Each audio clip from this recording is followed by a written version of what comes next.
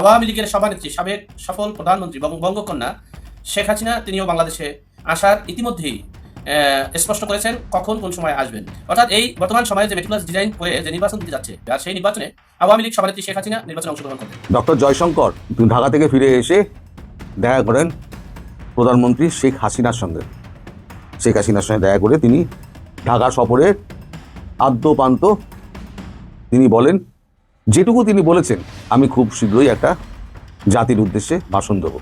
বাংলাদেশ থেকে ফিরে ভারতের পররাষ্ট্রমন্ত্রী এস জয়শঙ্কর বললেন, আমরা কমন সেন্স নিয়েই কথা বলবো। এই কমন সেন্স কথাটা কাদের উদ্দেশ্যে? বাংলাদেশের অন্তর্বর্তী সরকার নাকি আওয়ামী লীগ, নাকি এর মধ্য দিয়ে দিল্লি আসলে একটি বড় কূটনৈতিক বার্তা দিয়ে দিল? তুই যেখানেই থাকিস না কেন, পৃথিবীর যেই প্রান্তেই থাকিস না কেন, একটা মাত্র অপরাধ, শেখ হাসিনার ছবি দিয়ে ডাস্টবিন বানানোর অপরাধে তোকে সেই ডাস্টবিনের ভিতরে মাথা চেপে ধরে এই দুর্গন্ধ শুকিয়ে তোকে সাইজ করা হবে। তারপর তোকে বাংলাদেশের প্রচলিত আইনে শাস্তি নিশ্চিত করা হবে। এইটুকু মাথায় রাখিস। গত কালকেই নিরাপত্তা উপদেষ্টা ভারতের অজিত ডোভালের সাথে বাংলাদেশ সেনাবাহিনীর প্রধান ওয়াকারুজ্জামানের ফোন আলাপ হয়েছে। সেখানেও সবচেয়ে গুরুত্বপূর্ণ বিষয় ছিল বাংলাদেশের আগামী নির্বাচন। কিন্তু এটা ধরে রাখেন, এই নির্বাচনে ভারত 100% চেষ্টা করবে আওয়ামী লীগকে অংশগ্রহণ করানোর জন্য। বিশ্লেষকরা মনে করছেন, বাংলাদেশ সফর শেষে ফিরে গিয়ে মাদ্রাজে বসে জয়শঙ্কর এমন বার্তা দিলেন যেটি ঝিকে মেরে বউকে শেখানোর মতো। বাংলাদেশে বসে অন্তর্বর্তীকালীন সরকারকে দিয়ে গেলেন বার্তা, আর দিল্লিতে বসে কি বাংলাদেশের ভবিষ্যৎ সরকারের উদ্দেশ্যে বার্তা দিলেন? দর্শক, নতুন একটা নিউজ আপনাকে স্বাগতম। প্রিয় দর্শক, বাংলাদেশের মধ্যে ঘটে যাওয়া বেশ কিছু চলমান ঘটনাবলী থেকে আপনাদের সামনে কয়েকটা গুরুত্বপূর্ণ খবর নিয়ে হাজির হয়েছি, যার কিছুটা অংশ বিশেষ ইতিমধ্যেই ভিডিও শুরুতেই দেখেছেন। তো দর্শক, আর দেরি না করে চলুন দেখে আসবো আজকে সেই কাঙ্ক্ষিত ভিডিওগুলো। তবে তার আগে বলবো, যারা প্রতিনিয়ত আপডেট খবর দেখতে চান তাহলে অবশ্যই আমাদের চ্যানেলটি সাবস্ক্রাইব করে পাশে থাকা বেল আইকনটি ক্লিক করে দিন। আর যারা ইতিমধ্যেই চ্যানেলটি সাবস্ক্রাইব করে রেখেছেন তাদেরকে অসংখ্য ধন্যবাদ। তো চলুন দর্শক, ভিডিওটিতে একটি লাইক দিয়ে আমরা ধারাবাহিকভাবে সবগুলো ভিডিওর আলোচনা দেখে আসি। আগামী 26 সালে নির্বাচন হবে, কিন্তু আওয়ামী লীগের সভানেত্রী সাবেক সফল প্রধানমন্ত্রী বঙ্গকন্যা শেখ হাসিনা তিনিও বাংলাদেশে আসার ইতিমধ্যেই স্পষ্ট করেছেন কখন কোন সময় আসবেন। সেরকমেরই একটা আভাস ইতিমধ্যে লক্ষ্য করা গিয়েছে। শেখ হাসিনা আগামী এপ্রিল মের মধ্যে তিনি বাংলাদেশে আসবেন, আর বাংলাদেশে এসে আওয়ামী লীগের হাল ধরবেন। হাল ধরে তিনি একটা অবাধ, সুষ্ঠু, গ্রহণযোগ্য নির্বাচনের জন্য একটা তত্ত্বাবধায়ক সরকার ব্যবস্থা সৃষ্টি করবেন, আর সৃষ্টি করার মধ্য দিয়ে সংসদ ভেঙে তত্ত্বাবধায়ক সরকারের অধীনে একটা নির্বাচন হবে, আর সেই নির্বাচনে আওয়ামী লীগ সরকার গঠন করে দেশ পরিচালনা করবে। অবশেষে এই অন্তর্বর্তীকালীন সরকারের এই মিশন এবং ভিশন, এমনকি বিএনপির ভারপ্রাপ্ত চেয়ারম্যান তারেক রহমানের স্বপ্ন এবং মার্কিন যুক্তরাষ্ট্র, রাশিয়া, চীন, জাপান, কানাডা সহ সকলেরই এখন একটা নির্দিষ্ট লক্ষ্যে উপনীত হয়েছেন যে ওরা আমি আর মামু ধর্ম আর খাবো।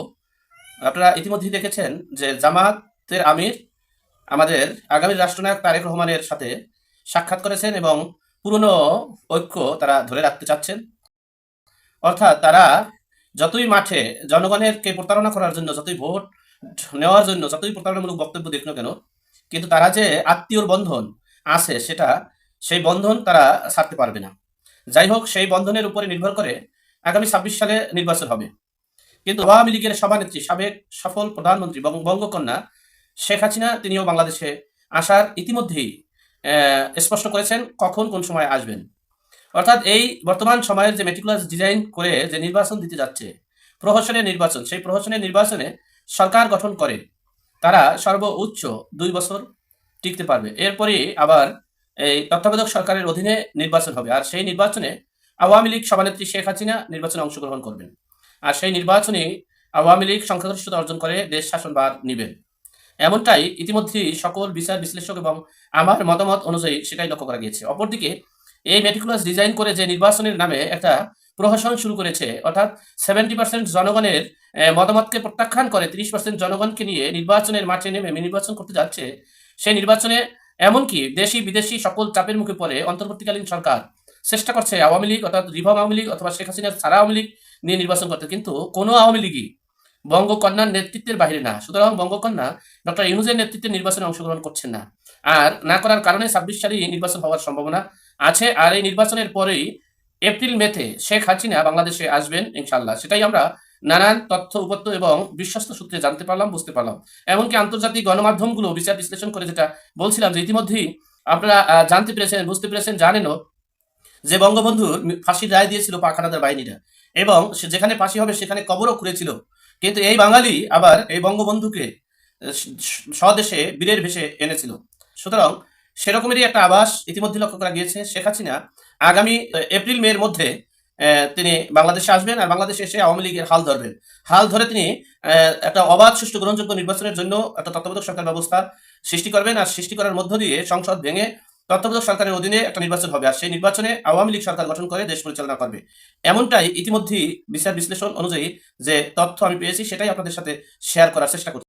অনেকদিন পর ইউনূসের প্রেস সচিব ডাস্টবিন শফিক গর্ত থেকে বের হয়ে বিশাল লম্বা একটা লেকচার দিয়েছে। আসেন লেকচারটা শুনি, তারপর একটু ধুলাই দিতে হবে। আমি বাংলাদেশের আওয়ামী লীগের রাজনীতির ভবিষ্যৎ তেমন একটা দেখি না। আমি মনে করি না তাদের মানুষের কাছে তাদের কোনো অ্যাকসেপ্টেন্স আছে। ওরে বুলা, বাংলাদেশে আওয়ামী লীগের রাজনৈতিক ভবিষ্যৎ নাই, মানুষের কাছে অ্যাকসেপ্টেন্স নাই, তাইলে বুলা তোর বাপ ইউনূসকে বল না নির্বাচনে আওয়ামী লীগ অংশ নিতে দিক। দেখ না বাংলাদেশের মানুষ কিভাবে ভোট দেয়, দেখ না বাংলাদেশের মানুষ কাদেরকে নির্বাচিত করে। সৃষ্টিকর্তা যদি বাঁচায় রাখে তোরে 17 হাত মাটির নিচে থেকে তুলে হলেও বাংলাদেশের প্রচলিত আইনের ধারায় তোর বিচার সুনিশ্চিত করা হবে। তুই যেখানেই থাকিস না কেন, পৃথিবীর যেই প্রান্তেই থাকিস না কেন, একটা মাত্র অপরাধ, শেখ হাসিনার ছবি দিয়ে ডাস্টবিন বানানোর অপরাধে তোকে সেই ডাস্টবিনের ভিতরে মাথা চেপে ধরে এই দুর্গন্ধ শুকিয়ে তোকে সাইজ করা হবে। তারপর তোকে বাংলাদেশের প্রচলিত আইনে শাস্তি নিশ্চিত করা হবে। এইটুকু মাথায় রাখিস।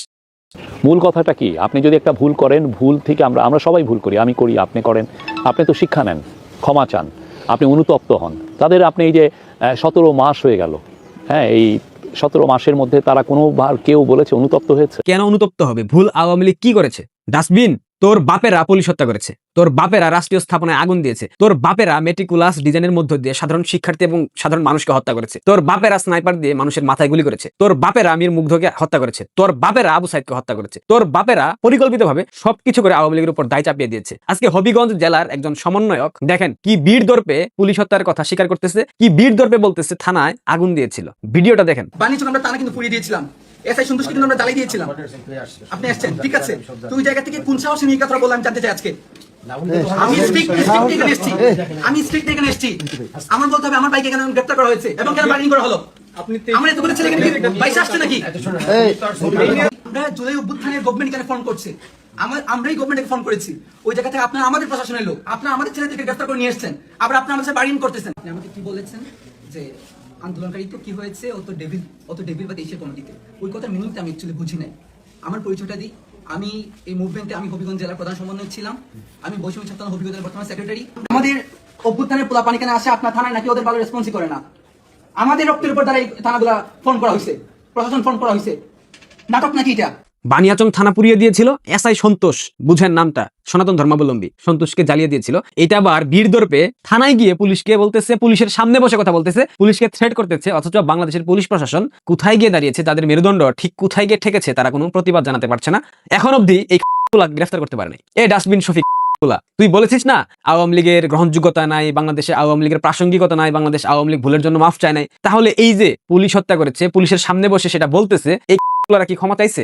বাংলাদেশের প্রত্যেকটা রাষ্ট্রীয় স্থাপনা তোরা ধ্বংস করে ফেলেছিলি সেই জুলাইয়ের জঙ্গি উত্থানের সময়। তুই ডাস্টবিন শফিক আগে করতি সাকিব আল হাসানের চামচামি, আগে করতি বাহাউদ্দিন নাসিমের চামচামি, এখন অনেক বড় পদ পদবি পেয়ে সবকিছু ভুলে গিয়ে সর্বোচ্চ নোংরামি করেছিস। তুই ভাবিস না তোরে ছাইরা দিবে, এটা ভুলেও মাথায় আনবি না। তোর 14 গোষ্ঠীকে 17 হাত মাটির নিচে থেকে তুলে নিয়ে আসবে বাংলাদেশের সাধারণ মানুষ, নট বাংলাদেশ আওয়ামী লীগ। কারণ বাংলাদেশের স্বাধীনতা, সার্বভৌমত্ব তোরা নষ্ট করে ফেলেছিস। তোরা কি ভেবেছিস বেঁচে যাবি? ডাস্টবিন শফিক, যদি আমার ভিডিওটা দেখে থাকিস দ্রুত পালায় যা বাংলাদেশ থেকে। বাংলাদেশে তোদের সময় আর বেশি দিন নাই। নির্বাচনের পর ছালবাকল উল্টো করে তুলবে বাংলাদেশের মানুষ, মাথায় রাখিস। আর একটা বিহারির কথা বলতে হয়, বিহারি তামিম ইকবাল, বাংলাদেশের তথাকথিত ক্রিকেটের ওপেনার, বাংলাদেশ ন্যাশনাল টিমের। সেদিন যখন খালেদা জিয়ার তাকে দাফন করা হলো, সেদিন রাতে সারা বাংলাদেশে আতশবাজির উৎসবে একদম টইটম্বর হয়ে গিয়েছিল। স্বাভাবিকভাবে নতুন বর্ষ উদযাপন করেছে বাংলাদেশের মানুষ, সবাইকে ফেসিস্টের দোষারোপ দেওয়া হয়েছে। তখন এই বিহারি ফেসবুকে স্ট্যাটাস দিয়েছিল, রাষ্ট্রীয় শোক ঘোষণা করা হয়েছে 3 দিনের জন্য, আপনারা সবাই সংযত হন, আপনারা যা শুরু করেছেন, মানে ব্যাপক সমালোচনা করেছে যারা হ্যাপি নিউ ইয়ার পালন করেছে। অথচ বিহারি একদিনের ব্যবধানে ভুলে গিয়ে দাঁত কেলিয়ে ছবি আপলোড দিয়েছে। এটা কি বিহারি রাষ্ট্রীয় শোক? দেখেন ছবিটা দেখেন, গোটা দেশের রাষ্ট্রীয় শোক চলছে,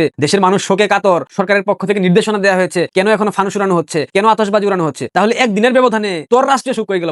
তামিম ইকবাল এই একটা আপাদমস্তক রাজাকারের বাচ্চা, আপাদমস্তক রাজাকার। এর জন্মই রাজাকার পরিবারে, এর সবকিছু রাজাকারের মধ্যে পড়ে। 15 আগস্ট জাতীয় শোক দিবস, জাতির মহানায়কের মৃত্যু বার্ষিকীতে তুমি শ্রদ্ধা নিবেদন করে ফেসবুকে একটা স্ট্যাটাস দিতে পারো না। আবার তোমার বেগম জিয়া মরে গেছে, এখন তুমি রাষ্ট্রীয় শোক পালন করার জন্য দেশবাসীকে আহ্বান করতেছো। দেশ কি তোমার বাপের? বিহারি তামিম, দেশের মানুষ তোমার বাপের বাপের কথা শুনবে? আজকে বাংলাদেশে একটা লজ্জার ইতিহাস সৃষ্টি করেছে বাংলাদেশ সেনাবাহিনী। এদেরকে সেনাবাহিনী বললে ভুল হবে, এরা সেনাবাহিনী। তারেক রহমান বাংলাদেশের কে? Who is Tarique Rahman? বিএনপির চেয়ারপারসন, বিএনপির প্রধান, ভারপ্রাপ্ত চেয়ারম্যান, হোয়াটএভার। সে বিএনপির কেউ একটা। বিএনপি কি রাষ্ট্র ক্ষমতায় আসছে আনুষ্ঠানিকভাবে? আসে নাই। তারেক রহমান কি বাংলাদেশের প্রধানমন্ত্রী, রাষ্ট্রপতি? না। তাহলে সেনাবাহিনী তাকে কেন রাষ্ট্রীয় প্রটোকল দিচ্ছে? খালেদা জিয়ার কবরে তারেক রহমান পুষ্পস্তবক অর্পণ করবে, শ্রদ্ধাঞ্জলি নিবেদন করবে, এটা বিএনপির পক্ষ থেকে তারা যেতেই পারে। কিন্তু সেনাবাহিনী সেখানে রাষ্ট্রীয় প্রটোকল অনুসারে তারেক রহমানের দুই পাশে দাঁড়িয়ে স্যালুট দিতেছে, এইটা কোন রুলস এর মধ্যে পড়ে? এইটা কোথায় পড়ে ভাই? এটা কোন নিয়মে করা হলো? সেনাবাহিনী আপনাদেরকে বলি, নামতে নামতে নর্দমায় নেমে গেছেন, ধ্বংস করে ফেলেছেন দেশটাকে। আপনাদেরও কিন্তু বিচার আওতায় আসতে হবে। ভাইবেন না যে আপনারা বেঁচে যাবেন। বাংলাদেশে এগুলাই চলতেছে।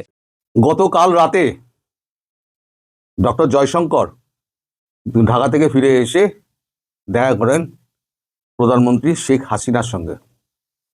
ঢাকার আলোচনার বিস্তারিত, তার আগে আমাদের প্রধানমন্ত্রী নরেন্দ্র মোদীর সঙ্গে তার বৈঠক হয়েছে প্রায় 2-2.5 ঘন্টা বৈঠকের পর।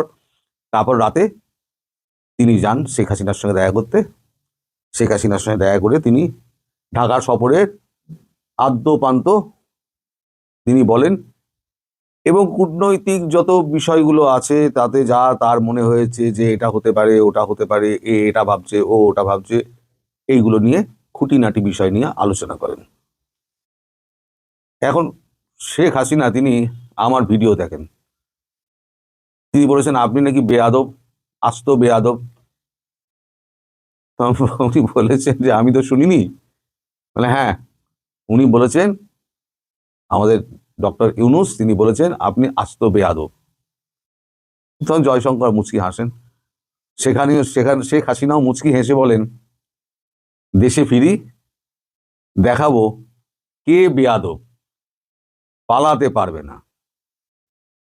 সে তো জয়শঙ্কর তারপর আর কোনো কথা বলেননি। জয়শঙ্কর সমস্ত কথাবার্তা সেরে বেরিয়ে এসছেন। তিনি স্বল্প কথার মানুষ, কাজের কথা ছাড়া তিনি একটা কথা বলেন না। তিনি বেরিয়ে এসছেন। তবে যেটুকু তিনি বলেছেন যে ঢাকার মানুষকে, আমার দলের মানুষকে আশ্বস্ত করতে আমি খুব শীঘ্রই একটা ভাষণ দেব, জাতির উদ্দেশ্যে ভাষণ দেব। আমার দেশের জনতা, আমার যারা সমর্থক, যারা আওয়ামী লীগ কর্মী, আমি তাদেরকে আশ্বাস করে দেব যে আমি যত শীঘ্র সম্ভব আমি ঢাকা ফিরছি, এবং সেটা যে কোনো দিন হতে পারে। যে কোনো দিন মানে যে কোনো দিন। এখন যে কোনো দিন বলতে উনি কি বলতে চাইছেন, মানে কতটুকু তিনি আস্থার সঙ্গে বলছেন সেটা উনিই বলতে পারবেন, আমি তো বলতে পারবো না। নিশ্চয়ই তার কাছে কোনো খবর আছে, সরকারি পর্যায়ে কোনো খবর আছে, যেটা আমরা কেউ জানতে পারছি না এবং আমরা জানতেও পারবো না। যেমন পাকিস্তান অ্যাটাকের সময় আমরা জানতে পারিনি, শেখ হাসিনা যাওয়ার সময়ও কিন্তু আমরা জানতে পারবো না। হঠাৎ দেখবেন উনি ঢাকা বিমানবন্দরে নেমে পড়েছেন। এখন তার প্রাথমিক কাজকর্মগুলো এখন চলছে, কূটনৈতিক কাজকর্মগুলো। এই যে আমাদের জয়শঙ্করজি ওখানে গেলেন, জয়শঙ্করজি তো এমনি এমনি যাননি। একটা শোকবার্তা আমাদের রাষ্ট্রদূত মারফত পাঠিয়ে দেওয়া যেত, অথবা আমাদের কোনো একটা বিদেশ দপ্তরের প্রতিমন্ত্রী তিনিও গিয়ে হাজির হয়ে তিনি শেষকৃত্যের তার উপস্থিত হতেন। দেখুন, এরা এই যে খালেদা জিয়া ম্যাডাম মারা গেলেন, তারেক রহমান যে মাতৃহারা হলেন, মা চলে যাওয়া মানে পৃথিবী চলে যাওয়া, তার বিষয়ে কোনো সমালোচনা চলে না। তিনি 3 বারের প্রধানমন্ত্রী ছিলেন। সব মানুষ খারাপ ভালো, সব মানুষই বেরোয়, তারও কিছু খারাপ ভালো আছে, কিন্তু সেটা এখন আলোচনা করার বিষয় নয়। তারেক রহমানের কাছে পৃথিবী শূন্য হয়ে গেছে। বাবা তো অনেকদিন আগেই হারিয়েছেন, এবার আকাশ জুড়ে তার ছিল মা, সেই মা তিনি হারালেন।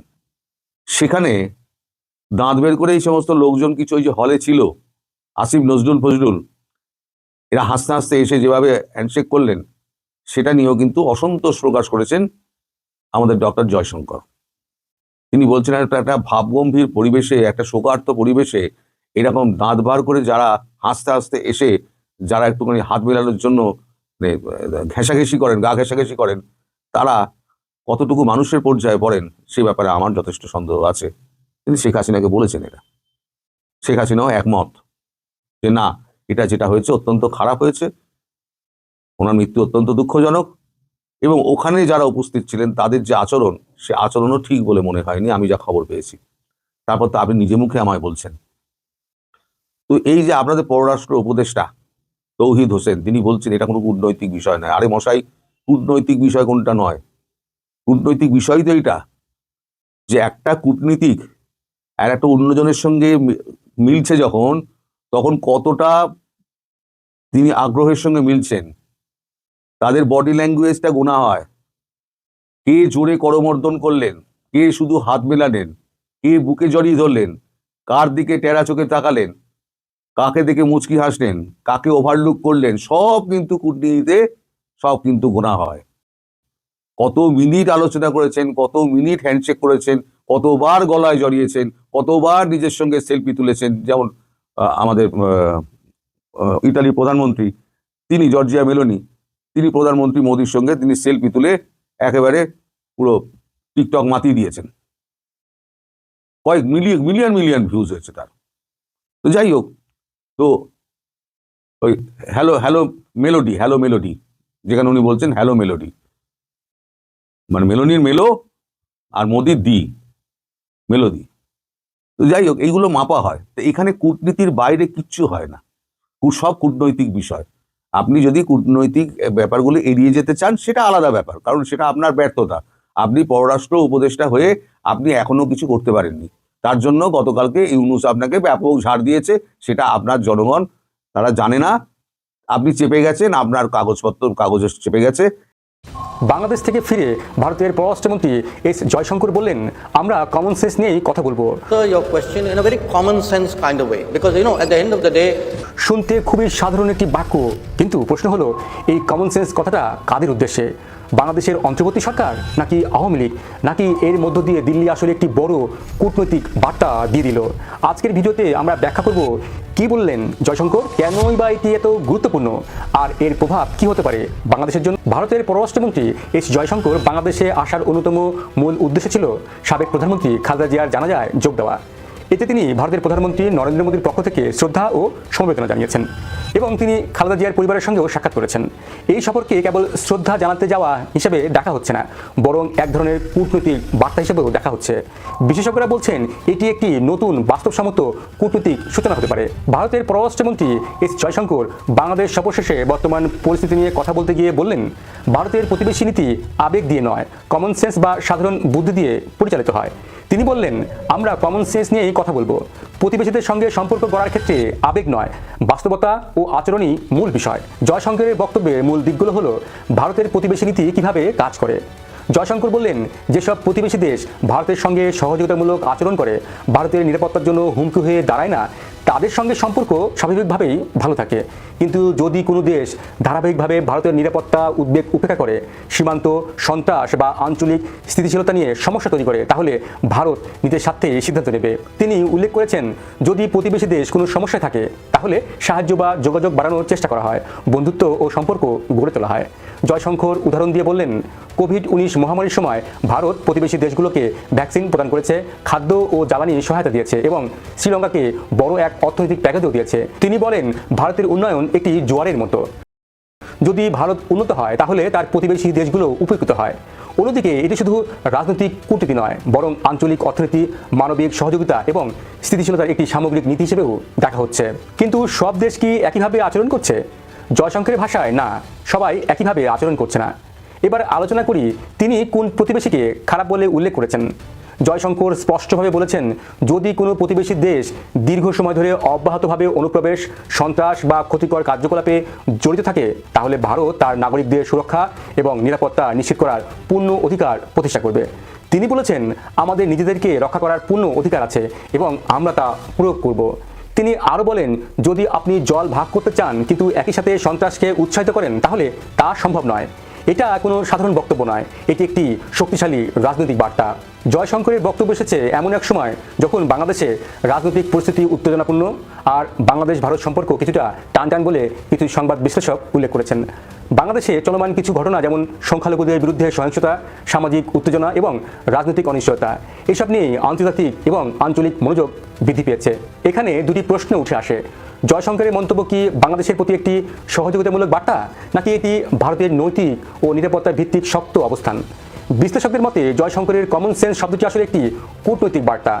ভারত আবেগে সিদ্ধান্ত নেবে না, অতীতের সম্পর্কের দায় আটকে থাকবে না, বর্তমান বাস্তবতার ভিত্তিতে সম্পর্ক মূল্যায়ন করবে।